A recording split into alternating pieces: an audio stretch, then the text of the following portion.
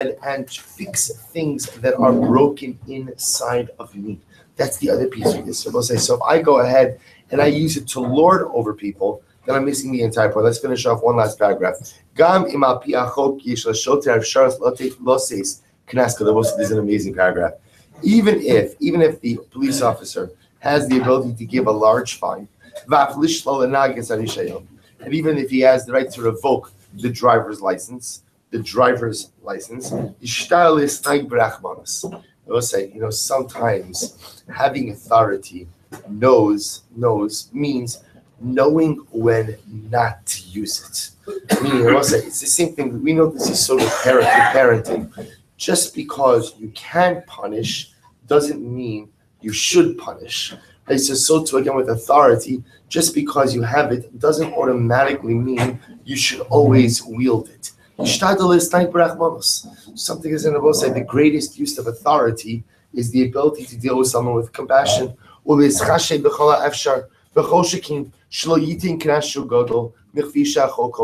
Don't give a larger fine than necessary. Sometimes,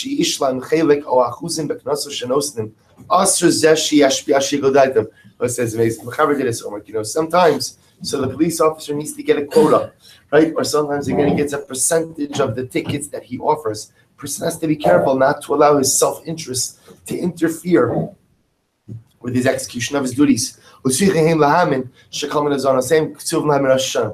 apropos. Person should realize that his parnasa is determined by Rosh Hashanah. So by squeezing something out of someone or by abusing his power, it's not going to give him any more parnasa. His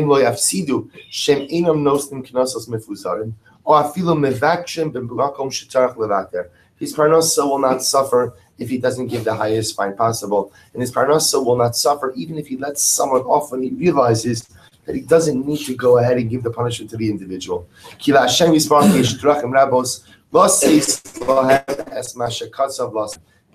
many ways of giving us what he truly wants and desires to give us. So we'll stop over here for today. But bottom line, I will say, is two incredible yisodos. Number one, to recognize that if I'm put in a position of power, that's from HaKadosh Baruch Hu, and therefore again I must use that authority wisely, and not chas v'shalom allow my ego to run away with that authority and that power that all too often happens and is the great nisayon of authority or power or leadership positions. But I will say number two, and this is the really incredible yisod. I will say each of us have something that's broken, and I know it's only the second day after Yom Kippur. So I think to myself, okay, the good news is I have nothing that's broken yet. Baruch Hashem, wonderful, which is hopefully true for all of us, I will say. But at the end of the day, I also know that over the course of the year, stuff breaks. It's just the way that it happens. And HaKadosh Baruch Hu puts us in positions that give us the ability to fix that which is broken within ourselves. And if we abuse those positions, if we abuse those opportunities, if we abuse that authority, then not only are we feeding an unhealthy sense of self, an unhealthy ego, but we're losing out on incredible opportunities to go ahead and fix things. I will say, what the Mechaber is saying is that very often, we spoke about this before. We quoted the Arizal who says that if a person wants to know, right, everybody wants to know what's my purpose in this world. So let's remember again, what did the Mechaber say? If you want to figure out what's your purpose in this world, so what do you do? What do? You look at that thing that you struggle with most. That thing that you struggle with most, chances are that that's something that's unresolved from a previous life. And I'm here again as another Gilgul in order to fix that thing as well. What the Mechaber also points out is that sometimes people who are vested with positions of authority, it's quite possible that maybe in a previous life, I suffered from egocentricity, right? From a previous life, I had a terrible midah of gaiva that I didn't resolve, that I didn't work out. So what does Kadosh Baruch Hu do? He gives us another opportunity to be able to work through that negative midah by giving us authority, but in this lifetime, ultimately asking us to use it wisely. Right? So we'll stop over here. We'll pick up Emeretz Hashem Kuf Mem Beis tomorrow.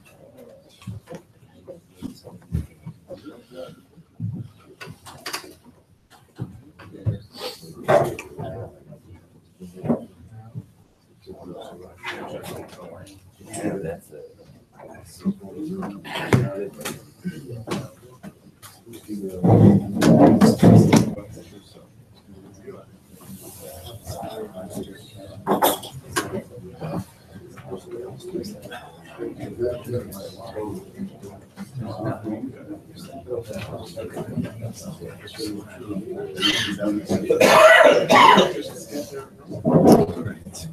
What's today?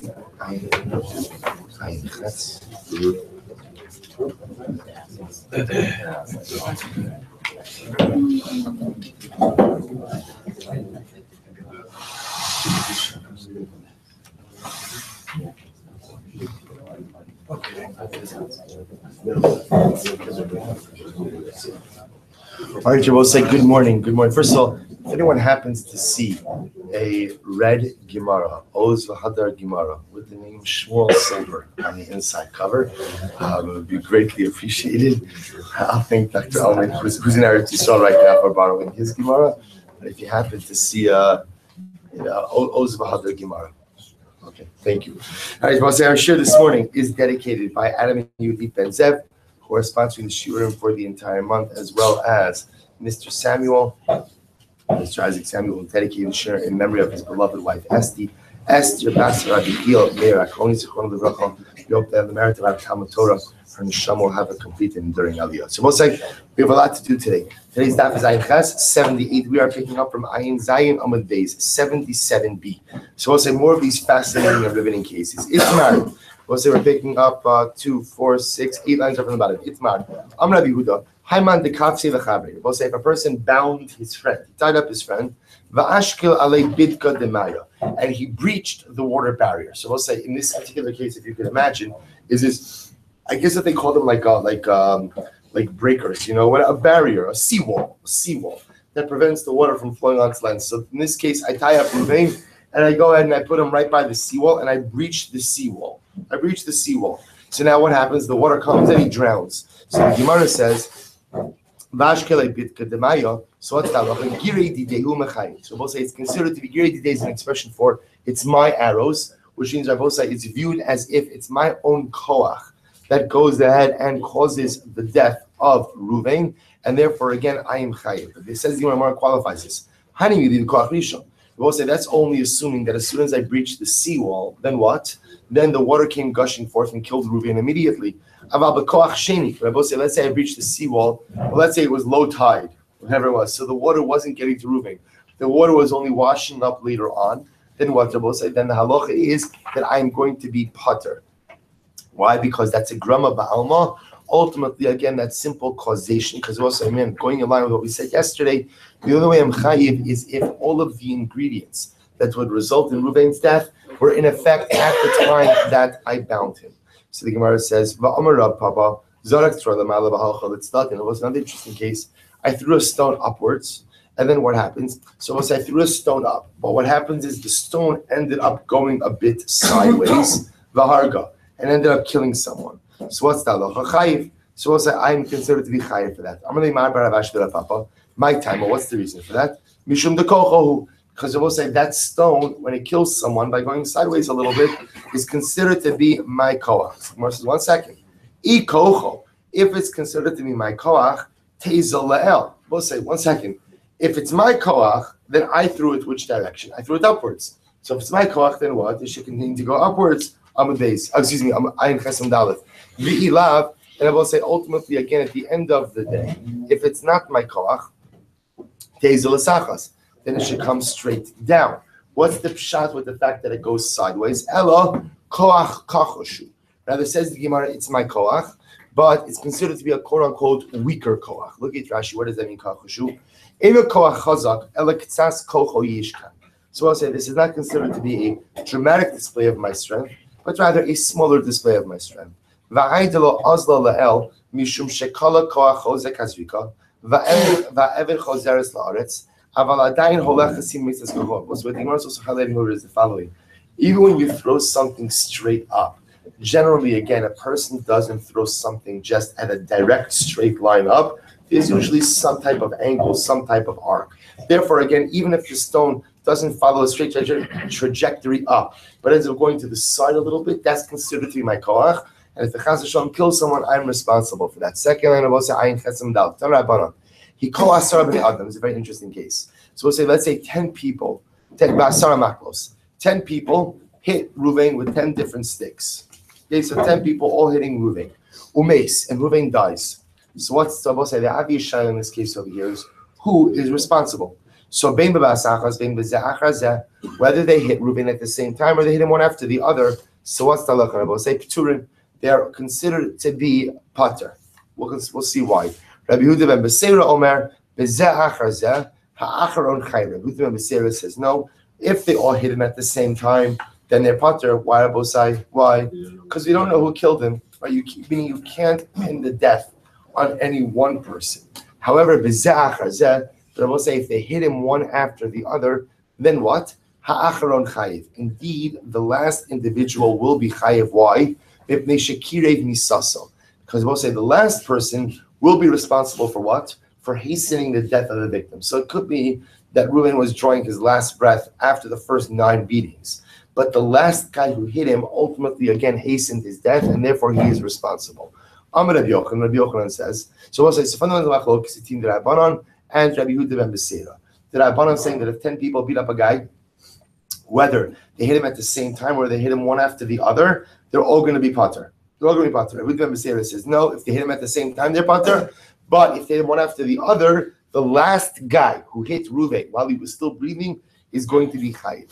Amar Rabbi Yochanan, Ushtei mikra echad dash. Rabbi Yochanan says they both dash in the same pasuk. What's the pasuk? V'ish kiyake kol nefesh adam.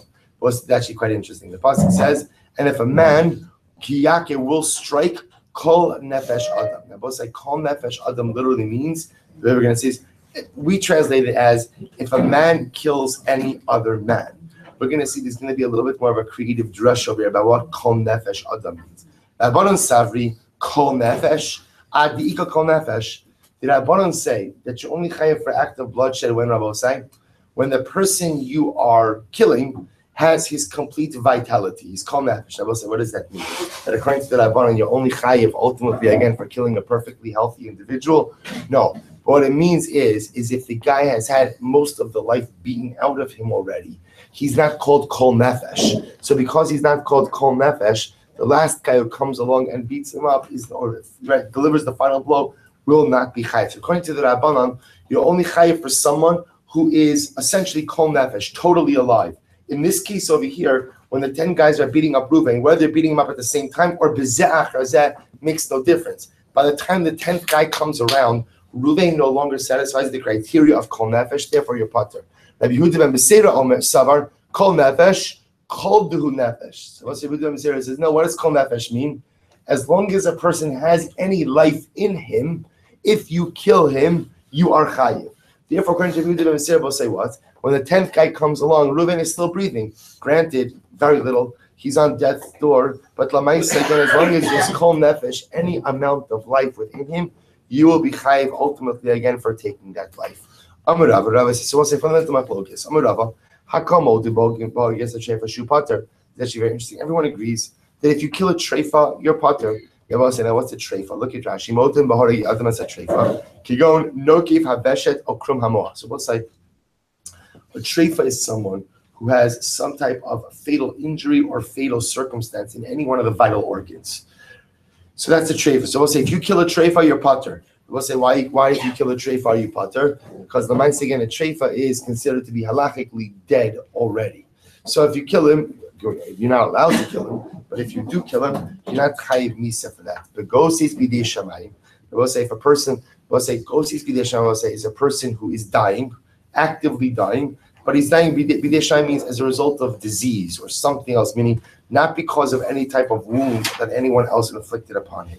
So everyone will. So we'll say from a gosis b'dei shamayim, that individual, because he's not a treifa, therefore is considered to be alive, even though again we know ultimately he's going to die as a result of this disease. Therefore, if you kill him, you're chayiv.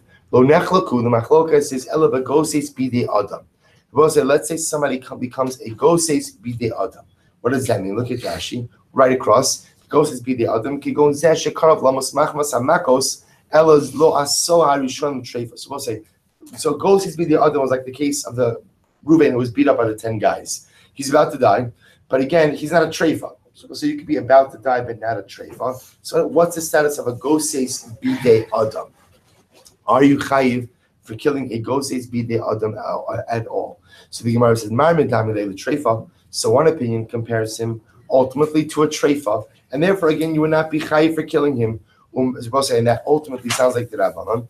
Omar medamile l'goses. And one compares him ultimately again to a goses, in which case he would be chayiv. Excuse me, the goses bidei shamayim, and ultimately one compares him to a goses bidei shamayim, which means what they're both saying, you would be chayiv for killing him. So the one who compares this goses bidei adam to a treifa, my taima lo medamile le goses bidei shamayim. Why doesn't he compare him to a goses bidei shamayim? So goses bidei shamayim lo is avid b'maisa, because they will say, what is a goses bidei shamayim? Someone who was stricken with illness, meaning what? Nothing was done to him, meaning no one did anything to him. He wasn't injured by a person. So therefore, again, the Gemara says, hi, it's avid b'maisa. This guy Rabbi said, the goses bidei adam. Why is he goses bidei adam? Why? Because the Maisa somebody beat him up. Who says that he's like a goses bidei shamayim? My time alone the treifa. Ultimately, again, why is it that he is not compared to a treifa? So the Gemara says, treifa mechatchi simonim. We'll say treifa, as we said before, is someone who is injured in one of the vital organs. Ha lo mechatchi simonim. This guy, however, is not injured in one of the vital organs. Okay, so we'll say, so we're still left with the fundamental machlokes in the Rabbanan and Rabbi Yehuda ben Beseira. But when you have a situation, again, everybody agrees that if 10 people are simultaneously beating on Reuven and he dies, then obviously everybody's potter, because you can't pin the death on any one person.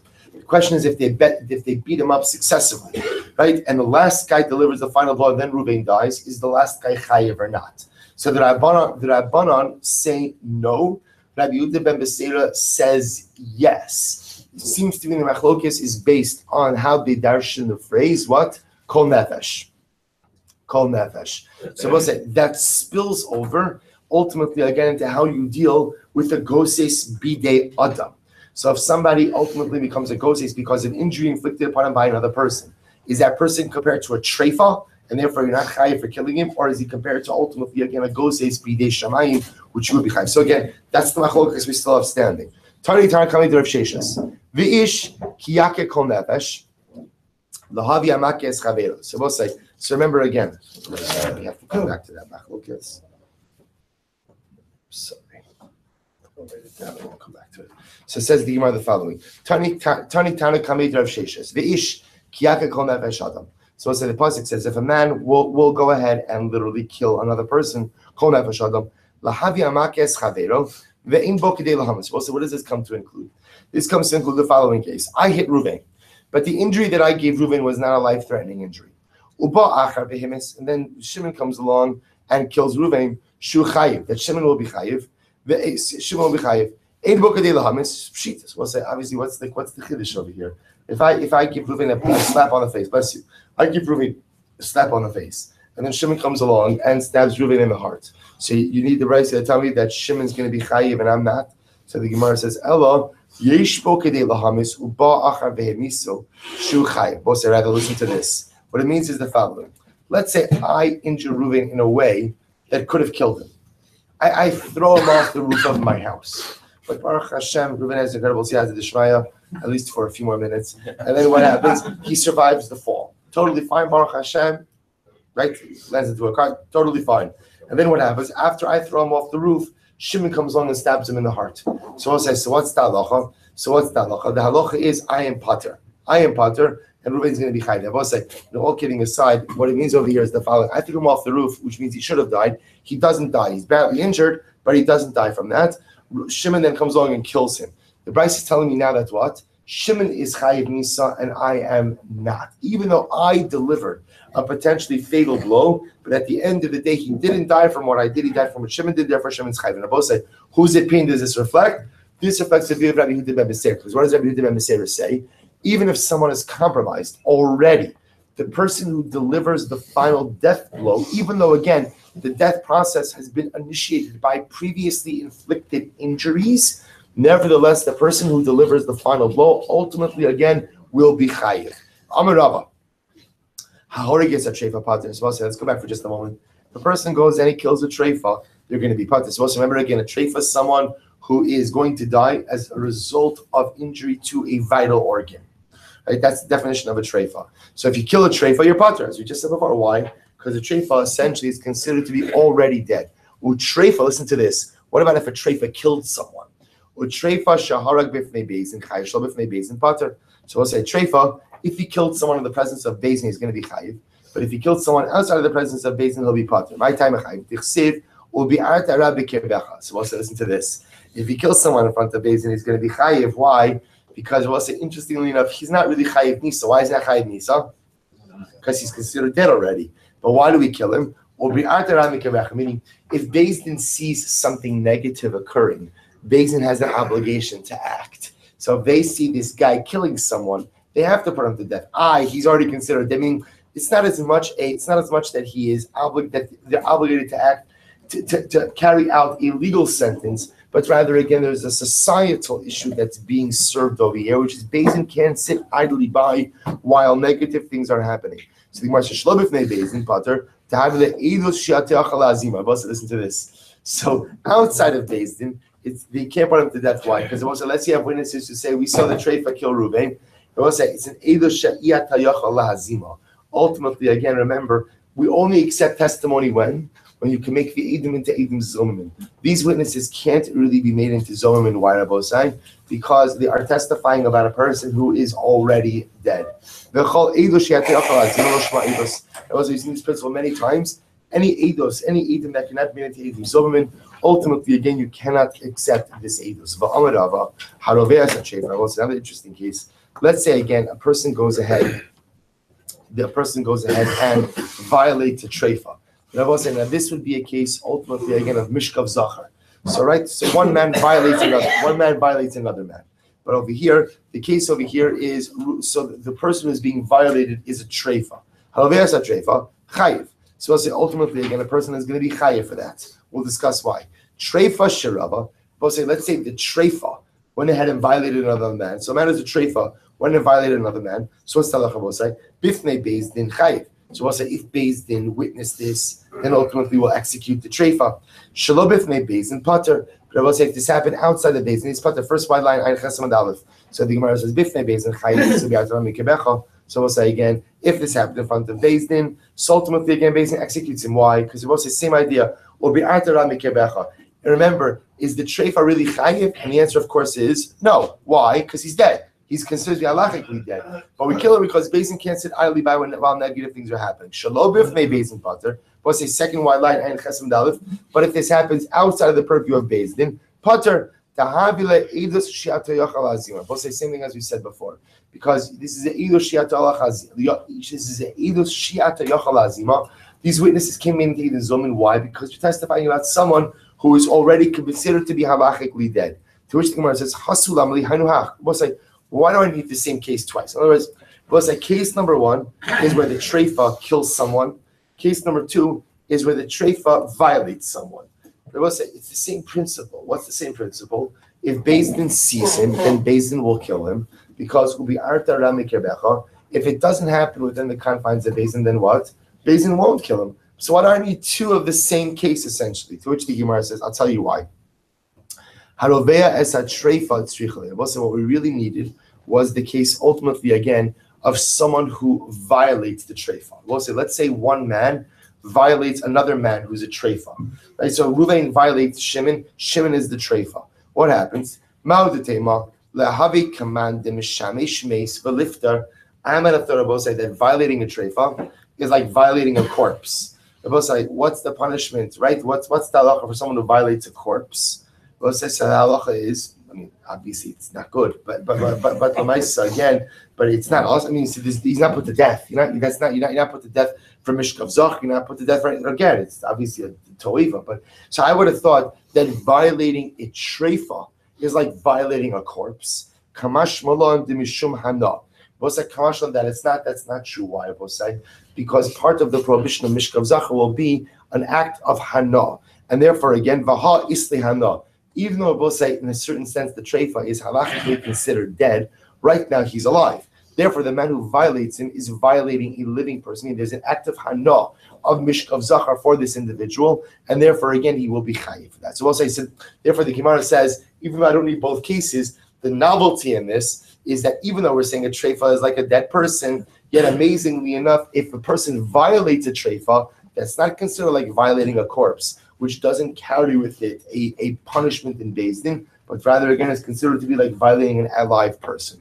But Amar Rava said, Eidim she'idu b'treifa v'hozmu. Listen to this. Witnesses who testified about a treifa and were made Eidim Zomim. So also listen to this case. In this case over here, witnesses show up amazing. They say, we saw Ruvain, who happens to be a treifa, kill Shimon. Two other witnesses come along and say, witnesses, you couldn't have seen that. Why you were with us? Right? So they're trying to be Eidim Zomim. So we'll say, what's the halacha? So they can, so in Haragim. So ultimately, again, they are not killed. They're not killed. What about Eidei Treifa? What about Eidei Treifa Shozmu? So we'll say, look at Rashi says, Eidei Treifa. What about witnesses themselves who are Treifa? Treifos. Right? The Eidim themselves who are Treifos. They become Eidim Zomim. What's the halacha? Neragim. They are killed. Ravashi says no. Afilu Eidei Treifa shows ein harag. Ravashi says even if you have witnesses who themselves are Treifos and what they made it to Eidim Zomim, they are not killed. Why? Because the Gemara says, I'm sorry. Ravashi, afilu lefi she'in b'zomim zomim. Because I will say again, interestingly enough, because remember, because technically speaking, if other witnesses were to come and to claim that this first set of witnesses who are treifas are Eidim Zomim as well, and I will say that in that second set were proven to be Eidim Zomim, you could not kill them. Why couldn't you kill them, I will say? Because they were testifying about witnesses who were treifos. So because ultimately, again, you can't go ahead and execute these Zomimim, you can't execute the Zomimim as well. But Amarav, I will say another interesting case. Short treifa shark. Let's listen to this. Let's say you have a short treifa. So we'll say, what's a short treifa? Kishmo kenu. A short treifa, I will say, is a short which is a treifa. The short itself is a treifa. The short has an injury in a vital organ from which it is going to die. So we'll say, let's say that short kills someone. So we'll say, in normal circumstances, what do you do with a short that kills someone? You kill the short. So we'll say, what's the halacha chayiv? Shor is chayiv. The shor shall adam treifa sharik pater. We'll say, listen to this. But let's say the ox of a person who is a treifa does damage, right, or kills someone. What's the halacha? Pater. I will say, what's the reason? My time, Amakra, Hashar Yisakel, V'gam Ba'alav Yumas. The shore will be stoned and its owners will be put to death. So we'll say, we know owners put to death is not literal, but rather getting these monetary compensation. So what are we dashing? Kol Echad de Karina V'gam Ba'alav Yumas. We'll say, in any case where we could put the owner to death, so Karina and Be'ashar Yisakel, then we apply that the shore is stoned. And whenever you can't say that the owners will put to death, you can't stone the shor. So what does that mean for our purposes? For our purposes, what that means is we'll say, can you put the owner to death in this particular case? The answer is no. Why? Because he's already considered dead. Remember, again, he's a treifa. So we'll say, therefore, the Gemara suggests that when the owner is a treifa, he has no shor liability. Because it's only, again, when the owner could be put to death, quote unquote, that the shor could be held responsible for the act of bloodshed. But in this case, when the owner is a treifa, therefore, the mice again, you can't put the shor to death either. Ravashi Afilu shor treifa nami shor pater. Ravashi says even if the shor itself is a treifa and it killed, the shor is pater. So in my time, what's the reason?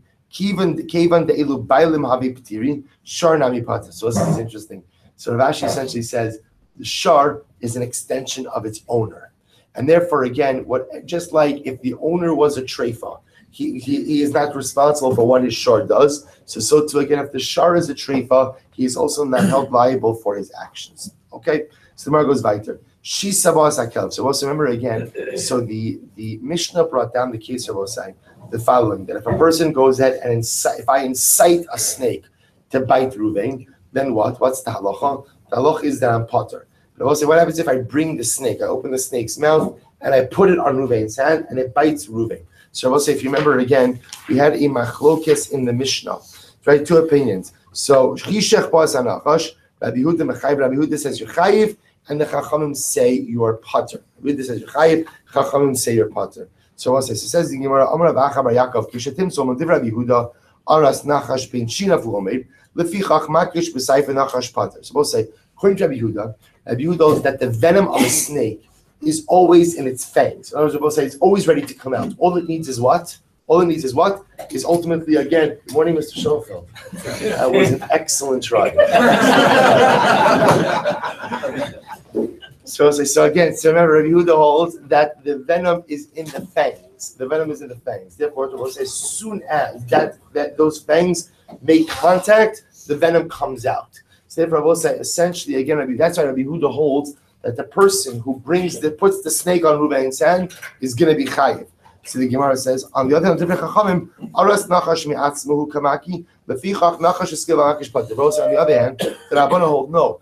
Now we'll say the venom is not inside the fangs. Rather, the snake has to summit it up.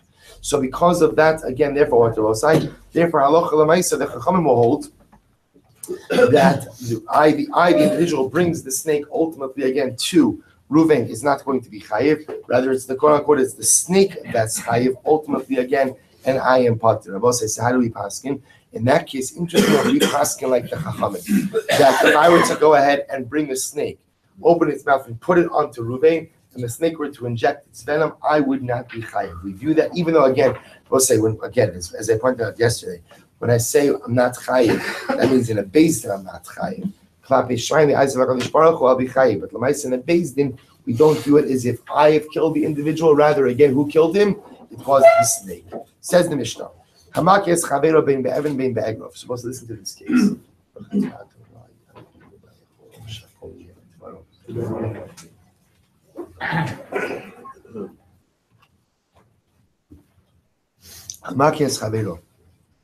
I hit my friend. Either with a stone or with my fist. We'll say it's a very interesting case. And what happens? Now, we'll say generally, after someone is injured, this is in a case where he's injured, very serious injury, but he's still alive. So what does Beis Din do? Beis Din has a court doctor who comes and evaluates the situation on the individual. And they evaluate, they say that Reuven is going to die as a result of the injury that I inflicted upon him. Vehekel mimash shahaya. And we'll say then what happens? Baruch Hashem. Reuven experiences some degree of refuah. But then he relapses and he dies. So what's the obvious question over here? The obvious question is, what's my liability? I injured him. Beis Din said he's going to die. Then Baruch Hashem got a little bit better. Then afterwards he died.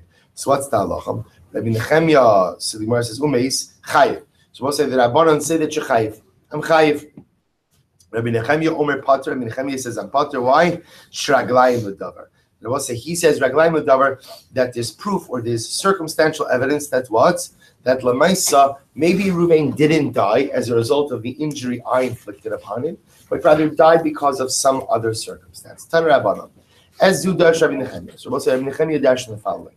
Im Yakum vis halech b'chutz al mishanto. So let's remember again, Parshas Mishpatim, Torah is teaching me again, if I injure someone, and he recovers, vis halech b'chutz, and he's walking outside, al mishanto. Now we'll say al mishanto means he's walking of his own strength.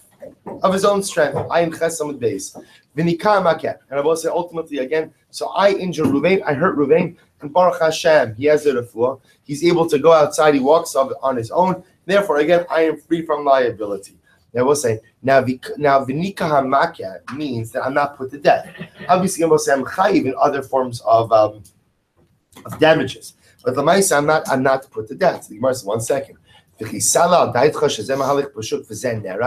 Pasuk asks the Gemara, why does the Pasuk have to say v'nika hamaket? Why does the Pasuk have to say that I, the offender, right? I, the damager, am putter. I will say, what's that mean?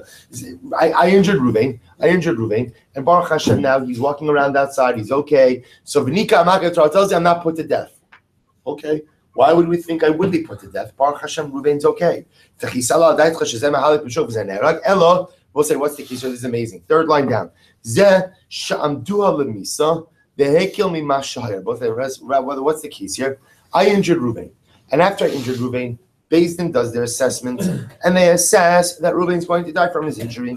Then Baruch Hashem, Reuven experiences a recovery. And then he relapses, and he dies. What's the halacha? So what is Torah coming to teach me? Shehu pater. But like Torah is coming to teach me, v'nika hamake means that if at some point in time the person who I injured gets up, walks outside of his own strength, even if subsequently he dies, I am not responsible. In other words, I will say, because why? We attribute his death to what? To some other circumstance. The Rabbanan say, remember again, this seems to reflect the view ultimately again of Rabbi Nechemia. So we'll say, what did the Rabbanan ultimately again do with this pasuk? Rabbanan, but what do they do with it? Listen to this. This is amazing. They understand, they'll say that what this means is we keep the offender, the damager, incarcerated. We'll say, watch this. If I go ahead and I injure someone in a way in which it looks like he may succumb to his injuries, but he's still alive. So we'll say, so what happens? I'm incarcerated. Bezin puts me in jail until when, Rabbi say? And the post tells me until when? Until when? Until the damaged person recovers enough that he could walk of his own strength.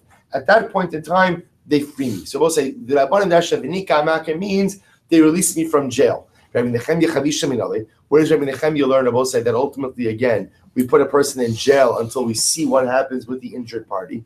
So Yalef Levi Mekoshesh. We'll say we learn how from the Mekoshesh. We'll say remember again the Mekoshesh was the individual who gathered wood, chopped and gathered wood on Shabbos in the desert. He went ahead and he violated Shabbos, right? B'farhesia publicly. So the pasuk says, they put him in jail. So we learn out from here that we go ahead and you put someone in jail that by the Makoshish, they didn't know what to do with him, right? So they put him in jail. So you see from here that what? When you don't know what to do with someone, what do you do with them? I will say, you put them in jail. You put them in jail. So in this case over here, where I injured Reuben, and we're not sure if Reuben is going to succumb to his injuries or not, they put me in jail until he gets better. So the Gemara says, so why don't the Rabbanan also learn out incarceration from the Makoshesh? To which the Gemara says, Makoshesh bar Katalo. The Makoshesh is a different case, we'll say. By the Makoshesh, it was clear that what? He was going to be killed. Right? So what was the issue? Moshe lo hava yada katle b'mai. Moshe Rabbeinu just didn't know what to say, how to execute him. But it was clear that he was going to be executed. Moshe Rabbeinu knew that the punishment for public violation of Shabbos was Misa. The only variable was what type of misa. So the Gemara says, it's high, but in this case over here, we'll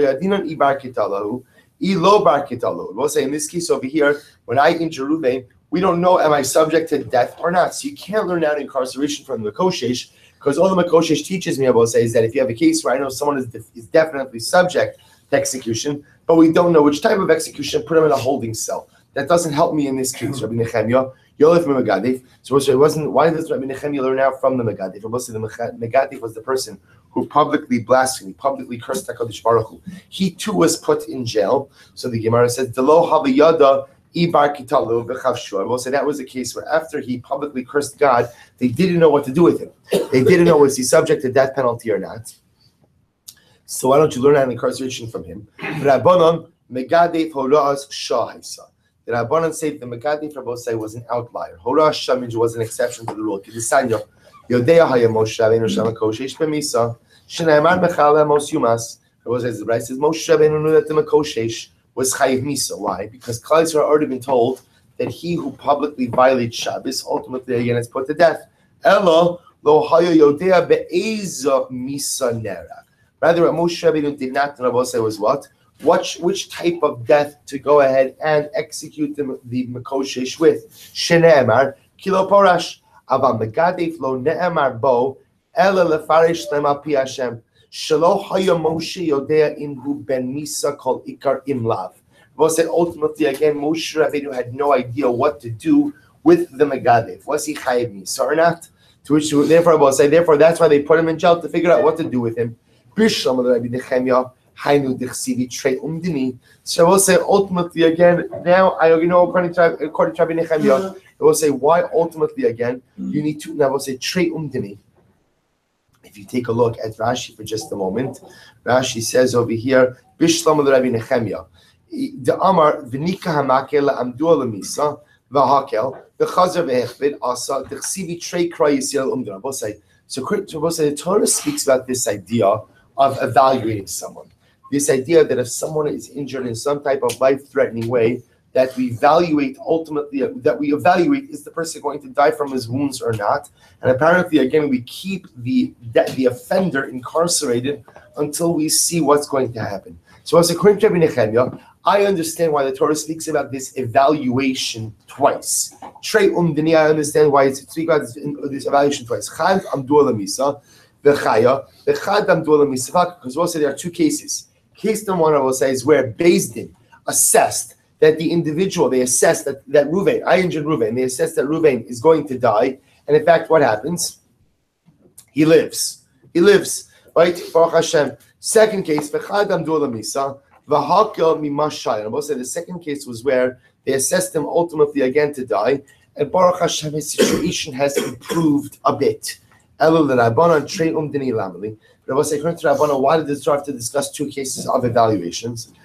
Listen to this. Chad Amdu Misa V'chai. I will say one case is where Beis Din assessed that the individual is going to die, and Baruch Hashem he recovered.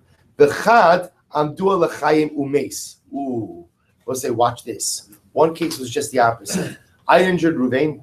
Beis Din says he's going to be fine. And then what happens? He dies. So I'll say, so what do you do with that? But Rabbi Nechemia, we'll say, this is a fascinating case. Rabbi Nechemia, let's listen to this. Rabbi Nechemia says, that's not a case. Where Beis Din assess that he's going to live and then he dies. You don't need a pasuk to teach him what to do with that case. Why not? Rabbi say, Shariatza mi Beis Din zakai. Because Rabbi say, remember again, the moment that the court doctor says to Ruvain, what? Everything is going to be okay. Where am I? Right? I'm running out of Beis Din as quickly as I can. And again, and rightfully so. And once I leave Beis Din innocent, in other words, when I say innocent, I'm still chayiv for damages to Ruvain. But at the end of the day, once the court has assessed that Ruvain is going to live, therefore, again, what I will say, I no longer have any liability. And even if Ruvain dies the next day, I am scot-free. Again, I will say, from Dinei Nefashos, Dinei Mamanis, monetary law damages, of course I owe him.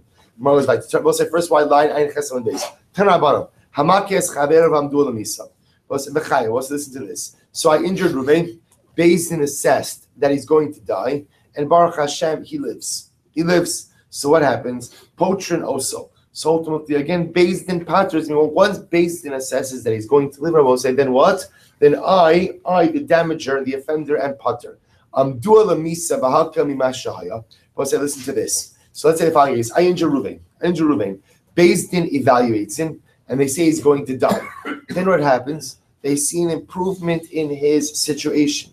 Omdim also omad sheni. Right? So we'll say, what do? We go ahead and we evaluate him again. Lamamo. So as well say, we evaluate him again, and this time we see what to say. This time again, we assume that the capital case is closed. It's no longer about a capital case. Rather, what is this about? This is about damages. And we'll say, what happens if after, again, they evaluated him the second time? So we'll say, remember again, I injured Ruvain, they evaluate him. First time they evaluate him is that what? He's going to die, okay? Then Baruch Hashem, he gets a little bit better. Then they say, okay, he's not going to die. This is no longer a capital case. We close out the capital case. So we'll say, what is this? This is a damages case. So we now begin to evaluate for damages. After they do the evaluation for damages, what happens? We'll say, Ruvain dies. So what's the halacha? So the Gemara says, Holich achar omed, aloch achat omer ham. So there Nechemia. So Nechemia says, we go after the second evaluation. In other words, we'll say that we assume that this is no longer a capital case. Rather, what is this? This is a financial case. And even though Ruvain subsequently dies, we don't attribute Ruvain's death ultimately again to me, but rather again we attribute it to other circumstances. The Chacham say no, ein omed achar omed. We'll say this is amazing. The Chacham say the only valuation we pay attention to, evaluation we pay attention to the is what? The first one. Therefore, again, says the Chachamim, this is a capital case. Because when this first happened, Beis Din's doctors, evaluated Ruvain, and what do they say? Ruvain's going to die. But so therefore, again, the fact that Ruvain got a little bit better afterwards, Baruch Hashem, but at the end of the day, when he dies, we attribute his death to the injuries. But so obviously, there are exceptions to this case. If I injure Ruvain, right, and the Beis Din says he's about to die, and then he goes ahead and he gets a little bit better. He decides that he takes his first steps outside of his home, and he gets hit by a bus. So I'll say, obviously, again, I'm not chayiv for that. because again, we're not going to attribute the cause of death to me unless I was driving the bus. Again, so understand that. So, but that's not the case we're talking about. So, this you understand about it. This is a yesodistic machlokes. So again, I injured Ruvain. Basin's evaluation is gonna die. He gets a little bit better.